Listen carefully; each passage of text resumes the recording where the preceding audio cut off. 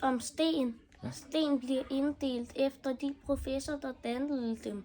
På den måde opstår grupperne eruptive sedimenter og metamorfe stenarter. Eruptive sten er dannet ud fra smeltet magma. Ja, og hvad er magma? Magma Ja, er en form for vulkanlava, ja, sådan smeltet. som er smeltet. Ja, En flydende sten. ja, på en måde, ikke? Og hvor gammel kan en sten blive egentlig? Den kan blive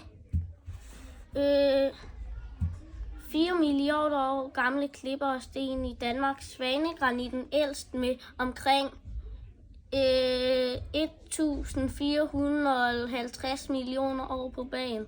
Så er der forskellige. Hvad er for eksempel en ametyst eller noget, der hedder? Hvad er det? En ametyst er en lille sten, som er en krystalart. Kender du sten. andre krystaller?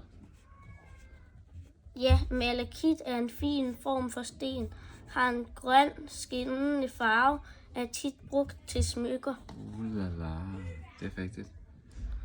Og fik vi de 3 typer sten, dem fortalte du om, ikke? Godt. Er der mere, du gerne vil fortælle? Du kan spørge den nederste. Den er bare Hvad er verdens mest værdifulde sten? en diamant. Det er rigtigt. Lavet uld af kulfibre sammenpresser i et bjerg Og hvad gør man så? under bjerget, og så bruger man det ud.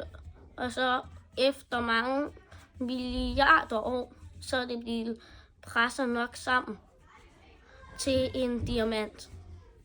Og hvad gør man så for at få den til at være flot? Sliber den. Ja. Super. Tak.